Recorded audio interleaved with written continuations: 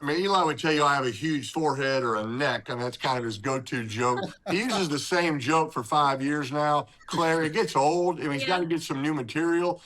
All right, it's ringing. Let's see if he answers. What's up? I thought this segment should have been phone a friend that I wanted to call, George. I think you wanted to call. I did. I wanted to call Eli because you guys love each other so much. Oh, it's phone your friend, not the guest friend. No. Got it. Am I proud to hold the NFL interception rookie record? No. Would I like to get it broken? Yes. Do I think it should be with 17 games now? Yes. Do the coaches take the rookies that are struggling out too early? 100%. Leave them in there. Let them learn, okay? So anyway, I'm over it, as you can tell. Hey guys, it's the Kittle Things. Presented by T-Mobile. Hey guys, it's Claire. And George. On today's episode of The Kittle Things, we sit down with a true football legend, the sheriff himself, Peyton Manning. And while he may be a football legend, there's another sport we're going to be talking about, golf. Our favorite courses, our best scores, and of course, who's in our dream four-man scramble. And who's your dream caddy? But first, a message from our awesome presenting sponsor. T-Mobile is the best network in the game and now the best network in America. It's coverage that keeps up wherever your route takes you. T-Mobile keeps you connected wherever you're hitting the links, and with great coverage, you're good to go. Oh, and before y'all say anything, yes, the holiday decorations are still up. Christmas was our #1 seed in our holiday bracket for a reason. Holiday bar doesn't come down till the season's over. Now on to the golf talk. All right, guys, we're back with another segment of Today in Kittle History. Very, very fun segment where the crew pulls up an image from me, Claire's Instagram, Facebook, MySpace, wherever they get the image from. My mom, maybe, who knows. And they show it to us, and it gives us a memory of something that we've done in the last 10 to 12 years, ever since we've known each other. So let's see what they have for us today. Oh my gosh, little George. That is... Look at how skinny. That's my favorite part of it. This is a great photo. This is Northwest Junior High in Coralville, Iowa City, Iowa. The 7th grader in there is the only time I was ever #1. I was usually number 32, but it was unavailable in that jersey, so I went with #1. My dad was our head coach. My hair is dyed black because from the 5th grade, 6th grade, 7th grade, and 8th grade, my sister told me it was a good idea to shave my head and dye my hair black. So every football season I did that, and then I'll just let it grow out. I got to say that was my most successful year of football in my entire career. We went 6-0. We gave up 6 points the entire season to 1 kickoff return for a touchdown. That was a fun year. I thoroughly enjoyed it. What is your glove with your fingertips out? I thought it was cool. I wanted to feel the ball. But you had the glove on?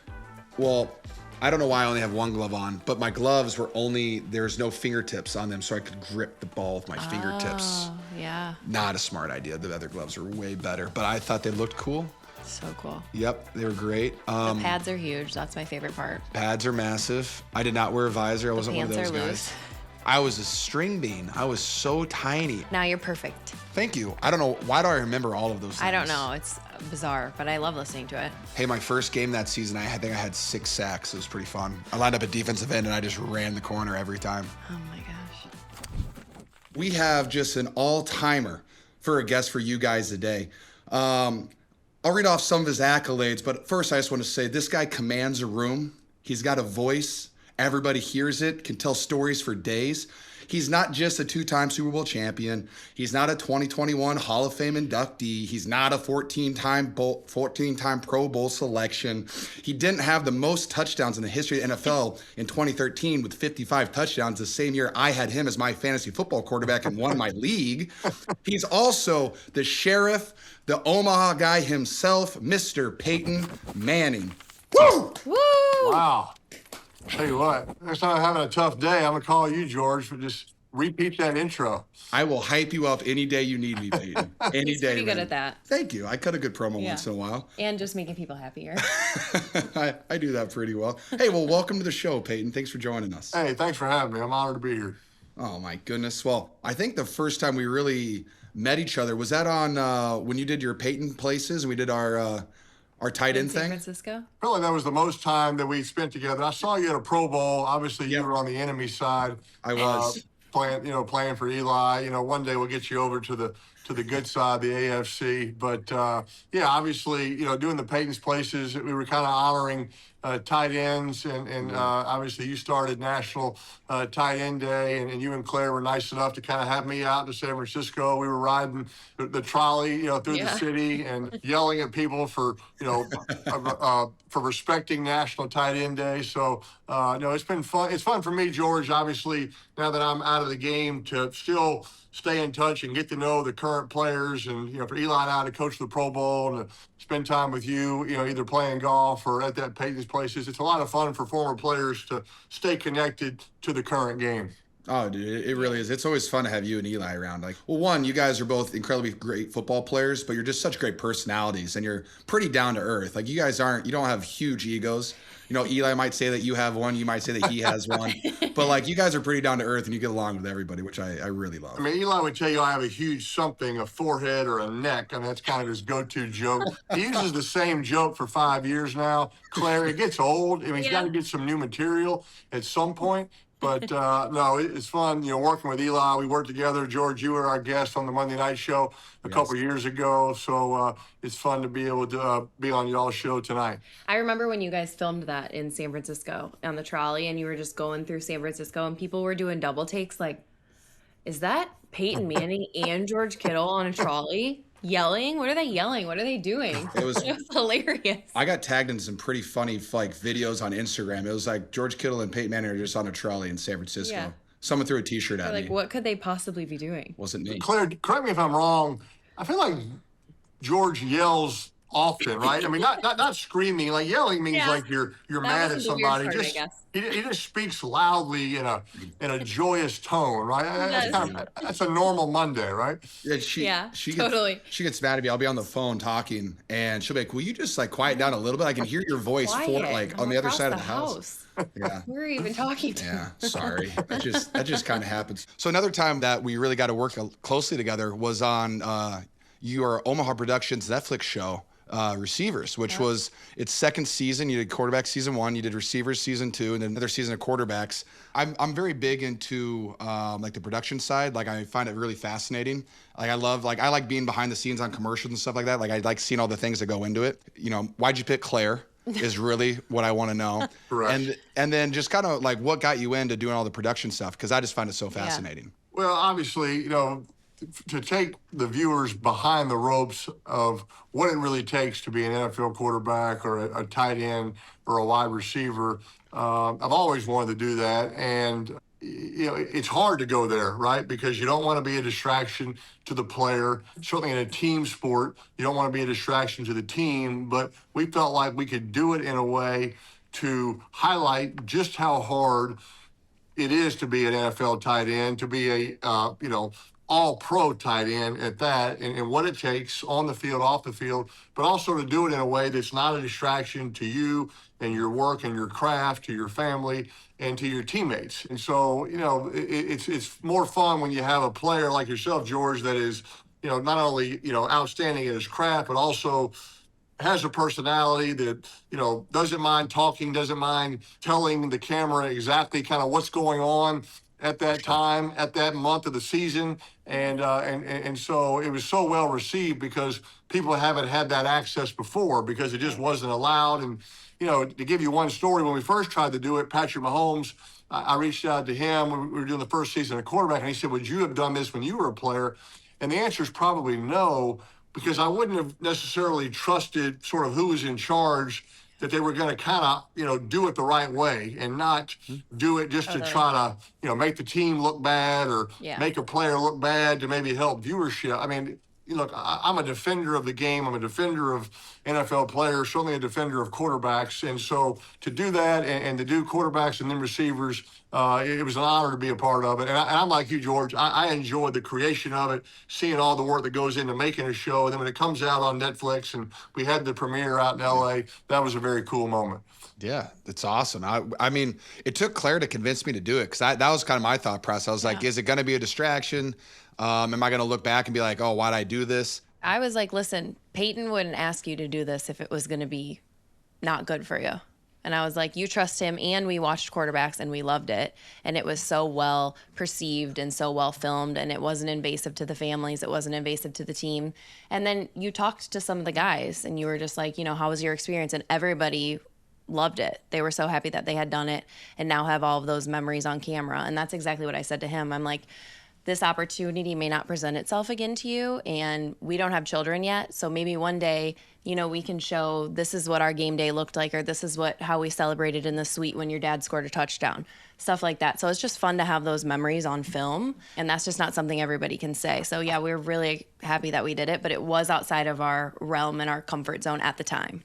Well, thank you for closing it, Claire, because, George was kind of, waffling on it, but thank you for bringing it home. And look, and that means a lot to me because, you work hard to earn the trust of your teammates when you're playing with them. Yeah. And then, when you're not playing, obviously I didn't play with George, but I remember telling Eli, first time I met George, I was like, that's the kind of guy I would have enjoyed playing with. I had a great Iowa tight end in Dallas Clark, but like when I see certain guys, I'm like, that would have been a fun guy to play with. And you want to do them right.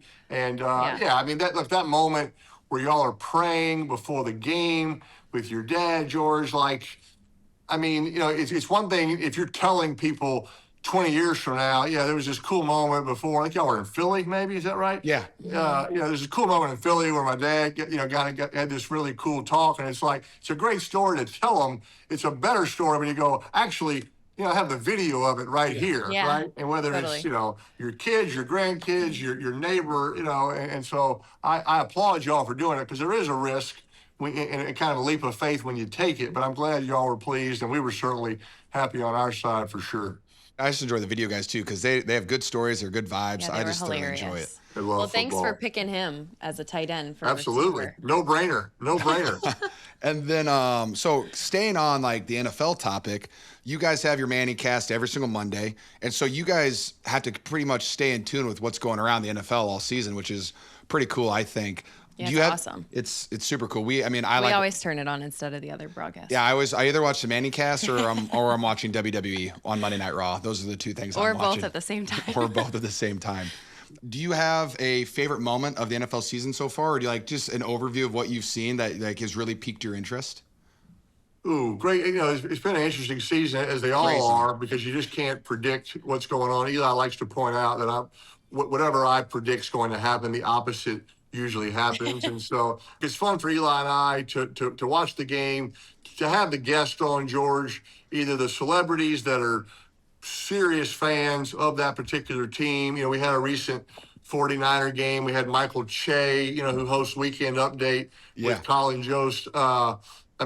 Big time 49er fan. I'm talking those. He knows who your backup left guard is, right? Which I don't even know, nor does Eli, but Che knows because he studies 49ers.com. So I love seeing that this is the guy that is doing SNL in New York, doing stand-up comedy, yet Niners are his team.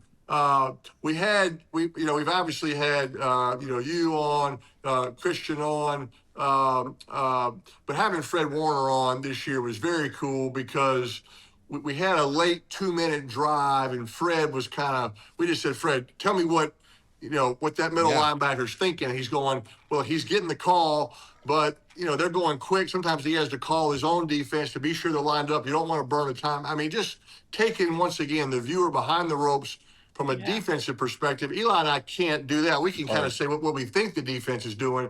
So that was one of the highlights this year, just kind of getting that access. It's always fun to have the current players that can kind of take us behind the ropes as to what you guys are thinking.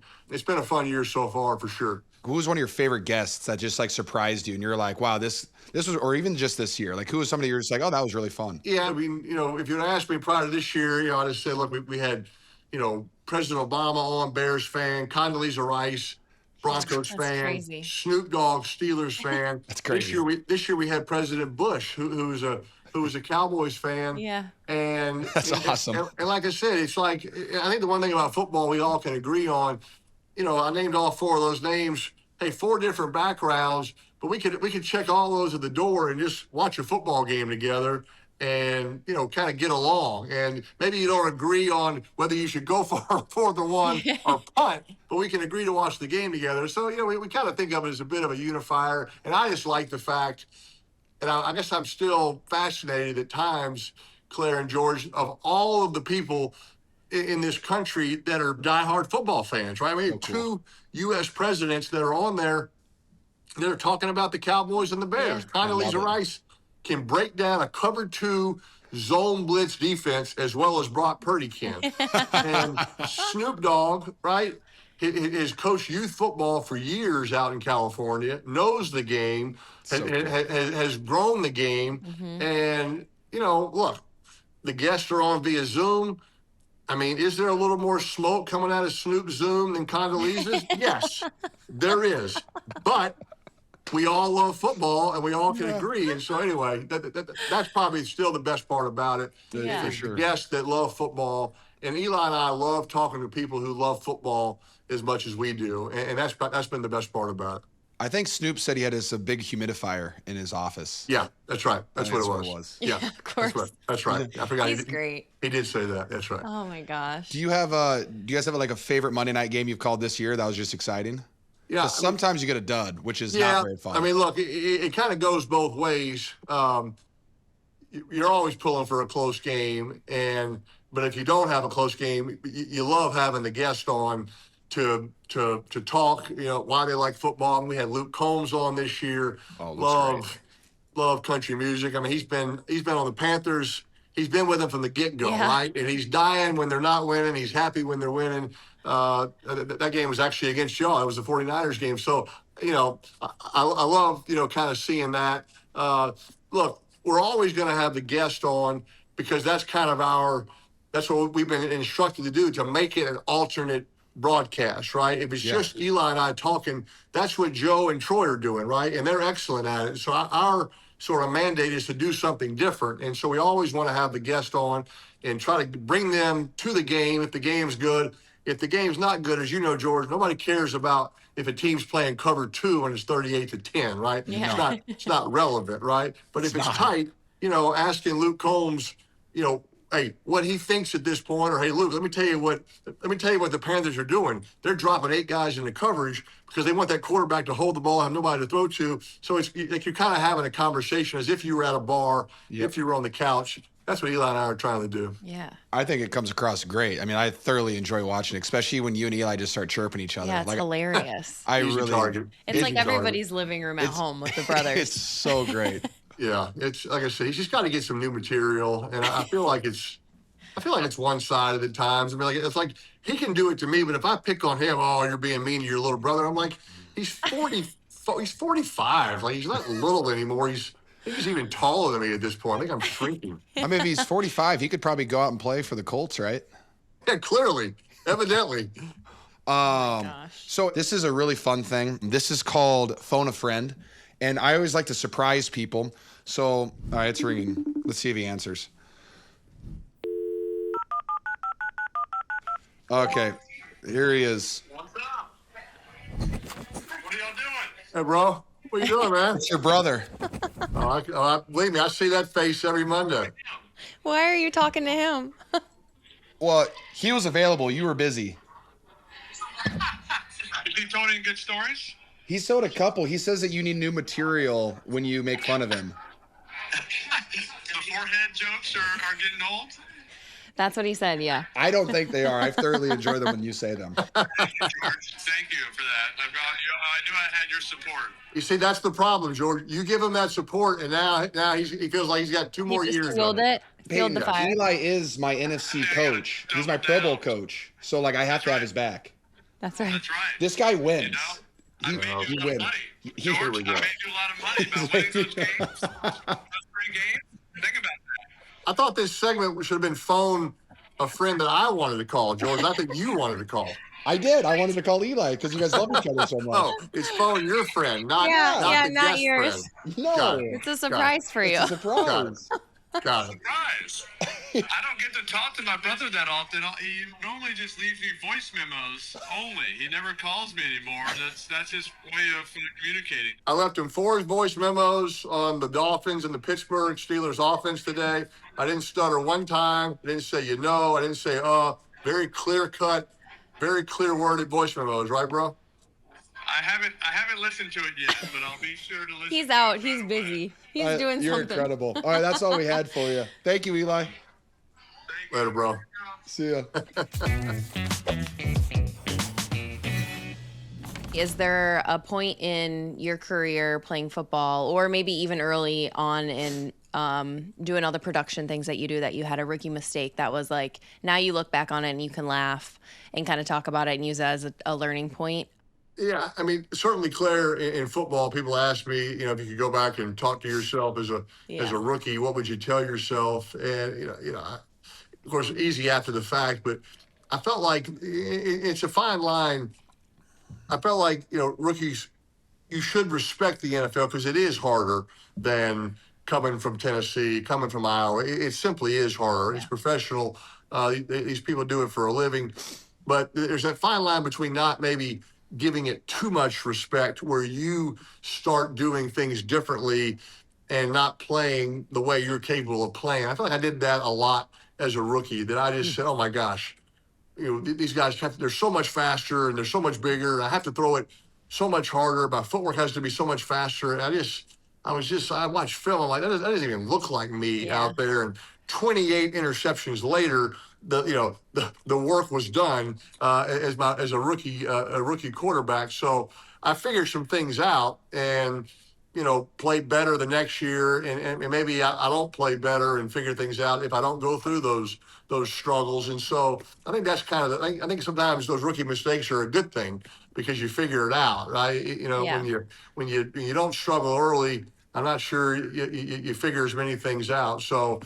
Yeah, I mean, am I proud to hold the NFL interception rookie record? No. Would I like to get it broken? Yes. Do I think it should be with 17 games now? Yes. Do the coaches take the rookies that are struggling out too early? 100%. Leave them in there. Let them learn, okay? So anyway, I'm over it, as you can tell. But anyway, that would be my rookie mistake. Respect it, but don't over-respect it where you kind of get yourself out of whack. Totally. I'll definitely say that my rookie year, we're playing in Arizona, and we had just like a run pass can, and it was just whatever the run was, and then the pass was like I was in the protection, and I had to man. I was like a one-on-one versus Chandler Jones, like when he was in his prime, and I'm a rookie, and me and Joe Staley, my left tackle, we're talking, and the quarterback like he cans it. But I was talking to Joe, and so I didn't hear the can, and neither did he.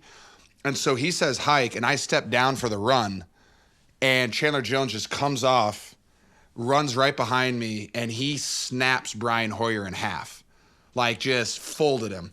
And I'll tell you what, I have never made that mistake again in my entire career. Just because of that one mistake. Granted, hey, Hoyer came back in the you game mean later. Talking in the huddle, so you couldn't hear. No, we were on the line of scrimmage because I was like, hey, you want to see up? You want to like take this block up to here? And he was like, yeah, we're going to 54. And then he said hike, and we didn't hear him say the can. So Joe, luckily, that he had the guy right in front of him, so he just ran into him, and he realized it was a pass play because he's a savvy vet. Me, no, I didn't realize it. But like again, you learn from him, or you're not in the league anymore. That's a fact. It's a fact. So it was recently Ashley's birthday, and we'd be remiss to not mention the great Ashley Manning, Queen Ashley Manning, the Energizer Bunny, who kind of makes her whole household go. You guys met in college just like me and Claire did. Can you run us through like a quick story about how you wooed her? Well, yeah, Ashley didn't go to Tennessee. She couldn't get into Tennessee. She had to go to Virginia. Yep, which, I remember that. Look, it was a tough place to get into in the mid-'90s. Virginia, obviously a great school. You do what you do when you can't get into Tennessee. You find another school to go to. So people in Tennessee actually believe that for a while. Like, oh yeah, that makes sense. Like, that's not true. Virginia, much harder to get into. So anyway, but her parents went to Tennessee. Her grandfather played at Tennessee, so she kind of grew up on University of Tennessee football, going to games. Yeah. So we met when I was in school there. She was visiting some friends. We met, and I said, hey, if you ever come back to a game, let's if you ever want to, go out on a date or whatever. So she came to a game later that season. I was a freshman at Tennessee, so we had a kind of a date after a game, and it just sort of clicked from there. October 15th, 1994. Just happened to know the date, and we've been together since. So look, she's. When I say Condoleezza can break down a cover two zone blitz defense, so can Ashley Manning, but only because she's just been there from the get-go and been so supportive of me, and knowing that, how much it meant to me, and how, for me, George, I felt like I had to get sort of my edge on the mental side of it, watching film. I wasn't going to be able to outrun or outthrow anybody, but the mental side of it. So, she was always just understanding and supportive, even going back to college when we were dating, and, I was doing all my, extra stuff and film study. And so she's just been a great partner, for all these years.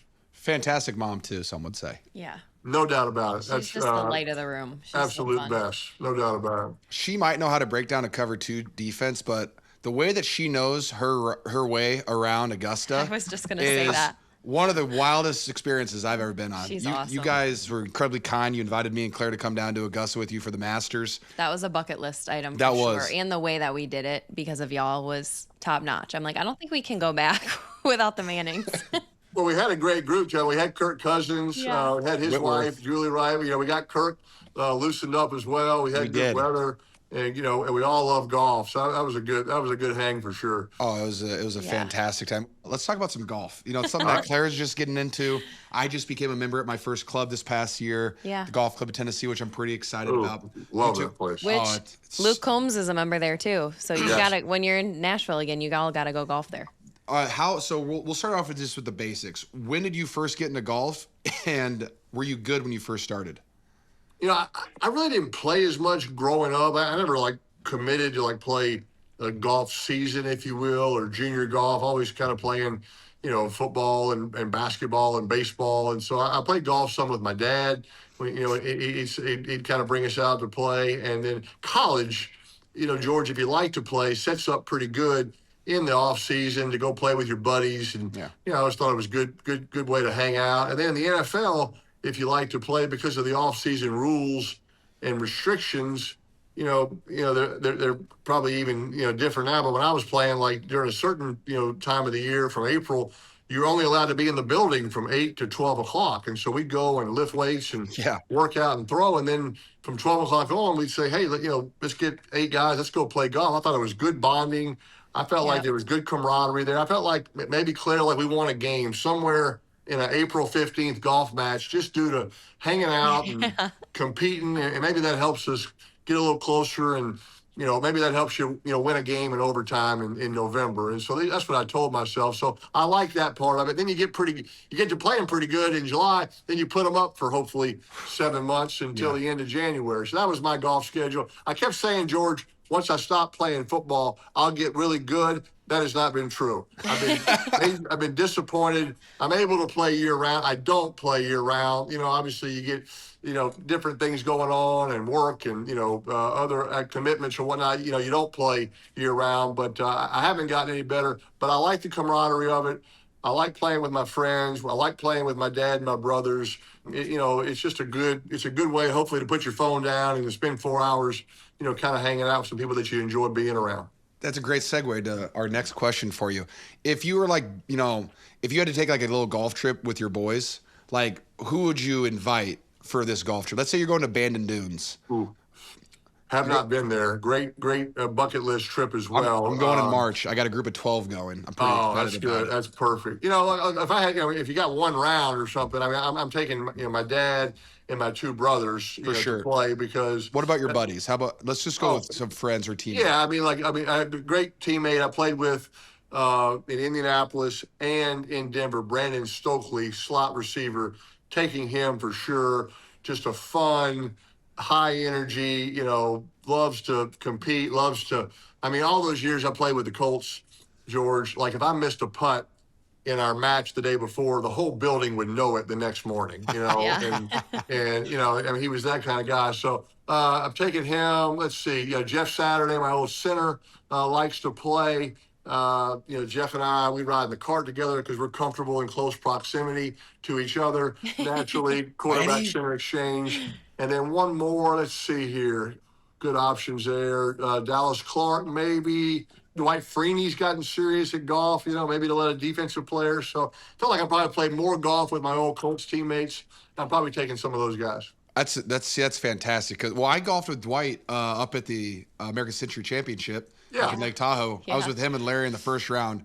One, he has a tee that is like 10 inches tall. It's completely illegal. Larry was chirping him the entire round. And then he swings so hard and just destroys a golf ball. It's terrifying.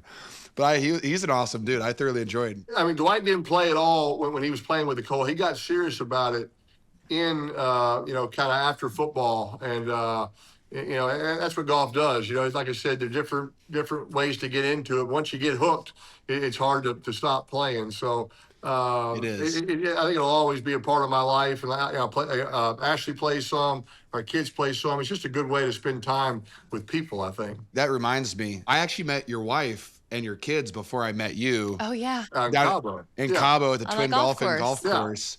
Yeah. I was just sitting at the first state, like the first comfort stations. What hole 5, hole 6? Yeah. Five. The red door. I think it's 5. Yeah, where they serve you breakfast, and we're just about to get back into our carts, and they just come rolling up on golf carts. I'm like, I have no idea what's about to happen right now. And she just says hi, like, hey, yeah, no, they told us that you were here. We just wanted to come say what's up. I'm like, pleasure meeting you. No, I remember that. Peyton here? I'd love to meet him. I remember that because Marshall and I, had you on our fantasy team for several years. And so Marshall, that was a big deal for him to meet you. Then we hung out a couple of years ago with you and Lynch and Juice and Christian. So, y'all got a good group of guys for sure. We do. Yeah. We do have a good group of guys. I would say, like, for me to golf, I golf with Juice all the time. My only and he's a good golfer. He's solid. My only negative with him is he's like he's a solid like 10 strokes better than I am. Like he'll consistently golf like low 80s. And like I'm anywhere from a high 80 to a 95. And he refuses to ever give me more than like 4 strokes when we're competing. And he goes, why would I give you strokes? Like I'm trying to win. I'm like, well, then I'm not gonna gamble with you, man. Like I'm not gonna put anything on the line when I know that you're gonna beat me by at least 6 strokes. Like I'm just not doing it. But I do enjoy playing with him. McCaffrey's really fun because he can hit it. He can drive it just as far as I can, if not further, because he's compact. But at the same time, like he'll have an errant drive and he'll find his ball in between 2 roots and he'll take out like a 5-iron and he'll just hit it 180, 220 yards and put it on the green from he's like he can recover from anywhere. It's absolutely hilarious. Trent played with us that day also. He can hit it. Trent Williams? Yeah. Remember he played with him. He's serious about it. The funny thing about Trent is, so like 3-4 years ago, we're all in Cabo. It was me, Juice, and Trent Williams, and we went over to El Dorado with Shanahan because that's where they have a house. Right. And Trent hadn't golfed, he said, in like 6 years because he did like a Washington Commanders, Redskins, like charity golf thing. And he like embarrassed himself because he had never played before. And he got roasted all over social media and stuff. So he's like, I didn't pick up a club again for 6 years. Plays with us, can figure out how to drives at like 250 to 300 about 6 holes in. And the next thing we know, he's taking lessons and he's playing 36 holes a day, like 4 days a week. Like he's all in. It's so funny. Yeah. He golfed with Kristen and I the next day. It was like the 3 of us, and you guys were already out there. They were doing a 3-man scramble versus me, Juice, and Christian. George, do you have to wear shoes at the golf club in Tennessee? Because I feel like you're probably in your more comfort zone, shoeless sandals. I remember that's how you played that day in Cabo. That seems to be more your speed. You know what? There are days that I prefer a nice 12-pack of Bud Light and no shirt and no shoes. But about that, I think. Yeah. There is. That's really fun. I thoroughly. That's why I love Cabo, because you can just go down there and it's just you're just having a good time. The golf club of Tennessee hasn't allowed him to do that yet. No, not yet. But it's okay. He just joined. I just joined. Yeah. Go slow. Give us some time. Go slow. Can't come in hot. No, not hot yet. But all right. So speaking of courses, what are your favorite courses that you've ever played at? There's like I've gotten to play out at Pebble Beach, which I think it's hard to argue against playing on the Pacific Ocean. I don't know how you really find a better view. I haven't been to Bandon Dunes yet. I hear it's fantastic. I've been over to Europe, to Scotland. Once again, I think any golf course, no matter, how great it is or what it is, it's kind of who you're with, right? So me and my dad and Cooper and Eli went over to St. Andrews in Scotland. Oh, golly, it's got to be 20 years now, but just great memories, great pictures, and just, that's why the trip was good. Yeah. Maybe not necessarily because of the courses that you play. And then there's a great course in Tennessee. I love the golf club in Tennessee. There's a course called the Honors Course in Tennessee. One of the first courses I ever kind of played, outside of college. It's in Chattanooga area. It's a good spot. So, Denver, I love, playing there. They got great courses. Indianapolis had good courses. So the three places, that I've lived, Tennessee, Indianapolis, Denver, have all had good courses to play, which has been fun. Yeah, I'll say like Cabo golf to me is completely it's kind of its own its own category, because it's just like you're really there for fun and you're just in the sun looking at the ocean. Right. But I just randomly spend some time up in Minnesota like every summer, and they've got some beautiful courses up there. And like Minnesota in the summer is 70 degrees, no humidity, light breeze. And you're just out there, and it's just beautiful. It's the land of the lakes. Like there's some gorgeous courses up there. And I go up there because there's a bunch of hockey guys that stay up there, and so I always go golf with all these hockey guys who drive at 320, and they're all like 5'10", 6 feet tall at the most. They kill it. They slap at it. They slap at it. It's so hard. But that was one of my most underrated court. Like just playing, I played like 5 or 6 courses up there. I'm just like, this is such a beautiful place. Tell him you just got the Happy Gilmore putter. Yes, my marketing team gifted me the Happy Gilmore putter. I like that. I got one of those. Me and Marshall we've putted with that. It's a good one. I like that. Yeah, you haven't used it yet. You need to get really good at it so you can like crow hop into it just like you was doing. It'd be hilarious. Bring that out of the golf club and tell me how that goes. Maybe you can just do that at our property and not there. I'll do that wherever you're a member at. I'll use it there. Yeah. Maybe Augusta. Who knows? I think they would appreciate that. Yeah, right. We're going to do a little game, and it's about golf. Okay, so you're going head to head in a draft for who can create the best golf outing. You get to pick your choice of the following: 3 other players to join you, your dream course to play at, and your caddy. Somebody you think would either give you great advice but isn't good at golf, or somebody that you'd want to torture for the day or just have around. Ooh. Interesting. So we're going to do a snake draft. You're the guest. You can go first. Who's your number one? Should we go dead or alive? That'd be wild. It can be. There's no limits. Okay, I'll pick a player. I think we kind of alluded to it earlier. Golf with music is fun, and certainly, music on speakers is fun, but live music is even better. So played golf with this guy a few times, one of my favorite singers. I'm going to go with George Strait. Okay. Legendary. Check yes or no. Legendary. Right? I mean, imagine putting to that. That's elite. One of the best days ever. I'm gonna take a young Arnold Palmer. Awesome. Yeah, I just think because I had the opportunity at the last Pro Bowl, we got to golf at Bay Hill, like right before the tournament was there, and it was spectacular. I got to go up into his office and I got to see all the cool stuff. Like, I think golfing with him would just be an unreal experience. Like that. I'm staying in the country music theme. I'm going with Eric Church. That's a fantastic one. Our punter looks like him. Yeah. Thomas Morstead. The first day I met him, I told him he looked like Eric Church. Just to be clear, though, I don't want your punter. I want Eric Church. You're gonna get my punter. We'll swap him. You get the punter. All right. You pick the phone a friend. You pick my other guest. I see how this works. I know. Let's see. I'm gonna go with a hockey player because they can hit, and I'm gonna call up my good friend Phil Forsberg for the Nashville Predators because he's also a member at the Golf Club of Tennessee, and he is a good golfer, and he can hit the hell out of a golf ball. Love that. And he'll drink beer with me. Beer with me. Perfect. Yep. I got one more. Yep.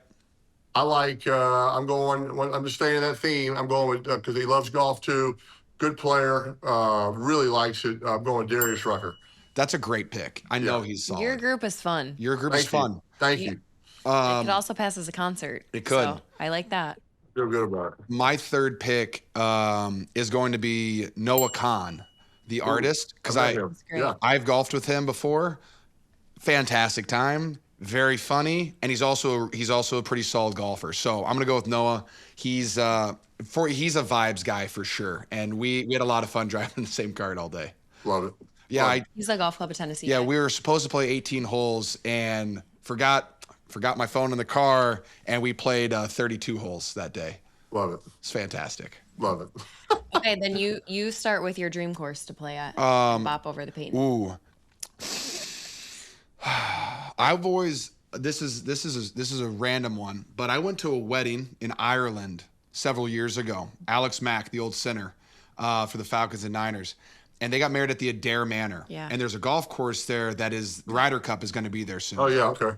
And we were there the weekend before it was open to the public, so we couldn't golf. Me and Claire walked like 3 or 4 holes, and it was one of the prettiest places I've ever been at. And there's a castle in the background as you're golfing. In so Ireland. I think that would be my dream course, Adair Manor. I like it. I'm going Pebble Beach. I just think country music on the Pacific Ocean. I don't know how you beat that. Solid. go. All right, and who would you pick as your caddy? I'm gonna go with Shane Gillis. Oh, that's a good pick. Because you mentioned, like, because you need a caddy that can look. I'm sure, I've gotten to know Shane just a little bit, and we do some Bud Light commercials together. But like, I need a caddy that's going to make me laugh, keep me loose, help me play better, make fun of me. I think he's more than willing to do all those things, and so I'm going with Shane Gillis. I don't know if he plays golf. I don't know if he's ever It don't caddied matter. before, but it'd be fun.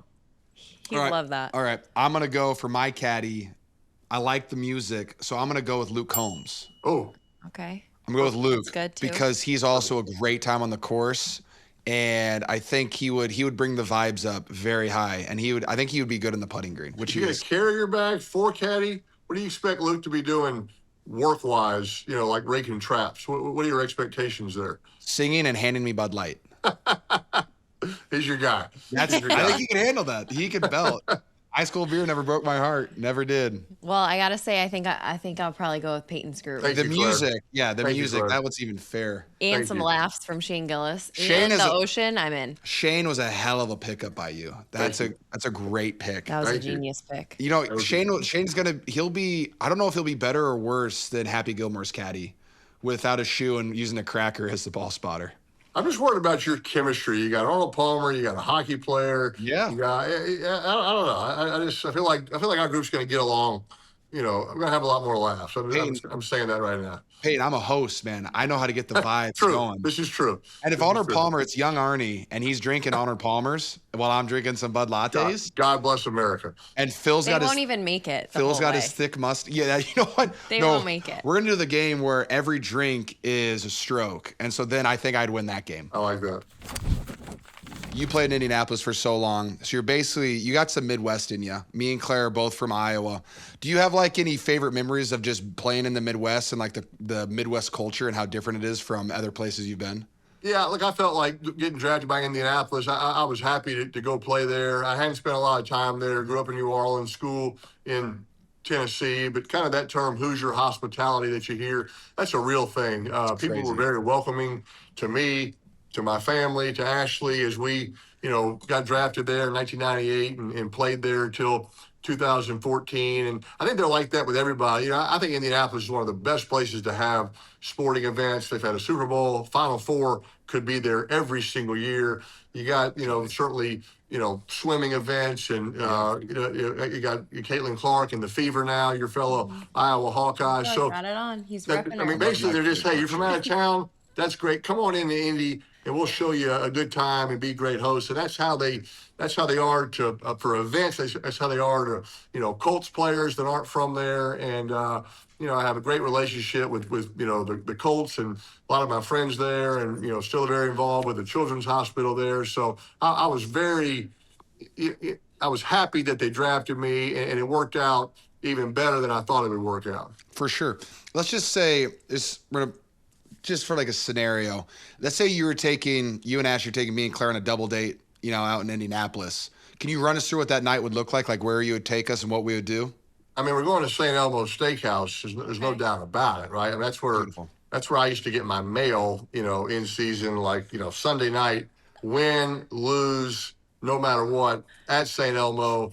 Obviously, good time to be with your family, celebrate a win, good place to, Drink your sorrows. Maybe complain about, your sorrows. And we might not leave there, right? I mean, we could go there That's early perfect with us. and just stay. Craig, the owner, he did a great thing. They have kind of a wine cellar room where you can kind of go down in the dungeon and sort of, be just with your crew. He put a TV in there, George, which now you can watch Sunday Night Football, Yep. right? And you could watch, or back in the day, you could watch, the highlights with Chris Berman and Tom Jackson. I'm like, so wait a good. minute.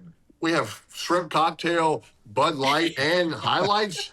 Why do we need to go anywhere else? So Why would In a we wine leave? cellar. if we did, we might slip down the street to the Slippery Noodle. Good live Okay. music, also cold beer. So that'd be kind of my 1-2 punch there in Indy. That sounds like a dream. I'll take you up on that at some sounds point. awesome. Deal. That sounds like we'll catch a fever game too. Yeah. Deal. Love it.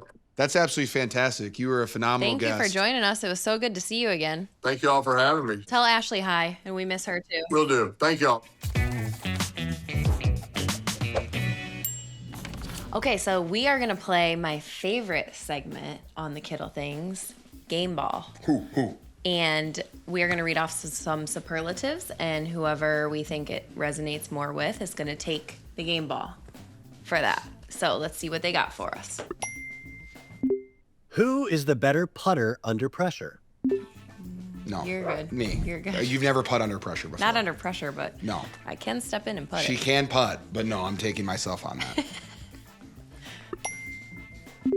Who is the most likely to shank a shot right off the tee? Me. Yep, it's okay though. I golf more than you. I either hit it really good and really far, or I don't hit it at all. Yeah, she either hits it perfectly straight, like 200 yards, or it's 10 feet in front of her at the most. Don't give her an iron though. Yeah, don't give me an iron. I don't let those are pointless. Who's planning the first off-season trip? Well, Yeah, you plan it. Just take it. I am. Where are we going? We're going to hopefully the Olympics to watch Philip Forsberg play for Sweden, which is amazing. Really just going for Felix. Yeah. So that's on the books. It is. Pretty excited about And it. not planned, just on the books in our schedule. Yep. It's a good one. Who's more likely to watch a comfort show rather than start something new? During the holiday season, Claire will watch the movie The Holiday 14 times As most of in less than 30 days. every human will. Here you go. You can. Yeah, but you also put on Lord of the Rings and whatever. I watch. Constantly. I do watch like Kung Fu Panda 1, 2, and And then 3. he's like, "This is the best part. This is the best part. Hey, watch. Shh, listen."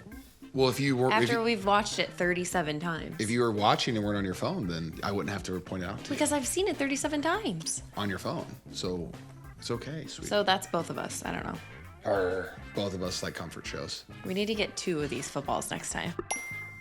Who is more likely to get hangry? Me. I don't really get angry. No, hangry. I know I don't get angry in general. That's true. That's all you. But say. he does say, I need to eat.